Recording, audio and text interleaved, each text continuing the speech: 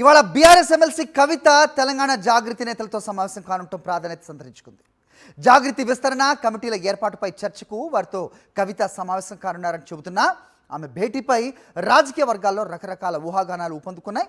కేసీఆర్కు కవిత రాసిన లేఖ బయటపడటంతో బీఆర్ఎస్లో అంతర్గత విభేదాలు ఉన్నాయి అన్న విషయం వెల్లడైందని రాజకీయ పార్టీల నేతలు విమర్శలు గుప్పిస్తున్నారు.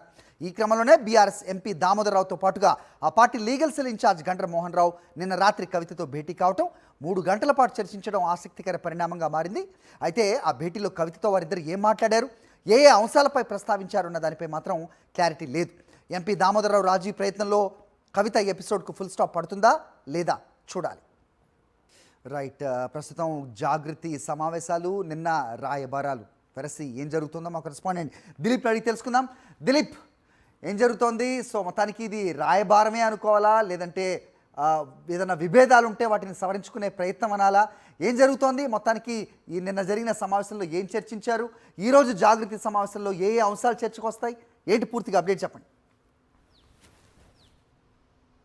సరే, చూసుకోవచ్చు, ఇది రాయబారంగానే చెప్పుకోవచ్చు. ఎందుకంటే కవిత అమెరికా పర్యటన ముగించుకొని హైదరాబాద్కు వచ్చిన తర్వాత లేఖ నేనే రాశాను, కేసీఆర్ దేవుడైతే చుట్టూ దయ్యాలు ఉన్నాయంటూ కూడా కామెంట్ చేసింది. ఆ తర్వాత ఎవరు కూడా పార్టీ నేతలు అటు ఎమ్మెల్సీ కవితను కూడా కలవలేదు. అలాగే ఎమ్మెల్సీ కవితకు సంబంధించి నిన్న కాళేశ్వరం పర్యటన కూడా ఉండి అటు సరస్వతి పుష్కరాలలో కూడా పాల్గొనాల్సి ఉండే, కానీ ఆ పర్యటన కూడా రద్దు చేసుకుంది. అంటే కవిత కేసీఆర్ని కలవడం కానీ, లేదంటే కేసీఆర్ తరఫున కవితనే ఎవరో కలిసే అవకాశం ఉంది కాబట్టి పర్యటన రద్దు చేసుకుంది అనేటువంటిది వార్తలు వినిపించాయి. ఈ నేపథ్యంలోనే అత్యంత సన్నిహితుడు, కేసీఆర్కి అత్యంత సన్నిహితుడుగా ఉన్నటువంటి దామోదరరావు, అలాగే రాజ్యసభ సభ్యుడిగా ఉన్నాడు, అలాగే పార్టీకి సంబంధించిన లీగల్ సెల్ గండ్ర మోహన్ రావు కూడా, సో వీళ్ళు సుదీర్ఘంగా ఇటు ఎమ్మెల్సీ కవితతో భేటీ అయ్యారు. సుమారు 3 గంటల పాటు తన నివాసంలో చర్చించారు. సో ముఖ్యంగా ఈ చర్చలో పార్టీకి సంబంధించిన అంశాలే ప్రధానంగా చర్చకు వచ్చినట్టుగా తెలుస్తోంది. ఎందుకు లేఖ రాయడం పట్ల, ఎందుకు లేఖ రాయాల్సి ఎందుకు వచ్చింది? సో తర్వాత ఇటు కేటీఆర్ కూడా చెప్పారు,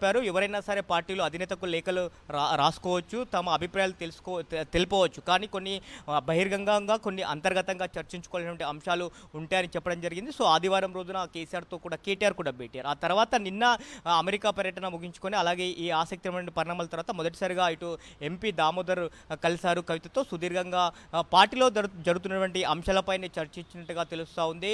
సో ఇకపైన పార్టీలో ఇప్పుడిప్పుడు అంతా కూడా పాజిటివ్ వేవ్స్ వస్తున్నటువంటి తరుణంలో, సో ఇలాంటి విభేదాల వల్ల పార్టీలో కానీ అలాగే రాజకీయాల్లో కూడా చర్చలు వస్తున్నటువంటి నేపథ్యంలో ఇక ఈ చర్చకు పులి స్టాప్ పెట్టాలన్నట్టుగా భావిస్తూ ఉంది. అయితే ఈ రాజీ ప్రయత్నం కూడా కొంత సద్దుమణినట్టుగానే తెలుస్తోంది. ఎందుకంటే ఇటు కేటీఆర్ కూడా ఏసీబీ నోటీసులు జారీ చేసి ఆ వెంటనే కూడా కవిత స్పందించింది. కేటీఆర్కు నోటీసులు జారీ చేయడం పట్ల కూడా తాను తీవ్రంగా ఖండిస్తున్నానని కూడా చెప్పడం జరిగింది. రాజకీయ కుట్రలో భాగంగానే ఇటు కేటీఆర్కి నోటీసులు జారీ చేశారు. ప్రభుత్వం తమ వైఫల్యాలను కప్పిపుచ్చుకుందుకు, అలాగే ప్రజా సమస్యల నుంచి దృష్టి మరచడానికే రేవంత్ రెడ్డి ప్రభుత్వం ఇలాంటి నోటీసులు జారీ చేస్తుందని చెప్పడం జరిగింది. అలాగే వరుసగా పార్టీ నేతలకు నోటీసులు ఇవ్వడం పట్ల కూడా రాజకీయ క్రీడలో భాగంగా రేవంత్ రెడ్డి దురుద్దేశం ఏంటంటే ఇప్పటికే కేసీఆర్కి కానీ అలాగే హరీష్ రావు కానీ కాళేశ్వరం కమిషన్కి సంబంధించిన నోటీసులు కూడా జారీ చేసిన సంబంధంలో దీన్ని కూడా ప్రస్తావించడం జరిగింది. అలాగే ఎన్ని ఇబ్బందులు పెట్టినా కూడా పార్టీ సైనికుల్లాగా గతంలో కూడా మేము ఎదుర్కొన్నాం, నిలబడ్డామంటూ కూడా, సో మరోసారి ఎదుర్కొంటామంటూ కూడా చెప్పడం జరిగింది. కాబట్టి కొంత పాజిటివ్ వేవ్స్ కనిపిస్తున్నాయని తెలుసుకోవచ్చు. సో మరి దామోదర్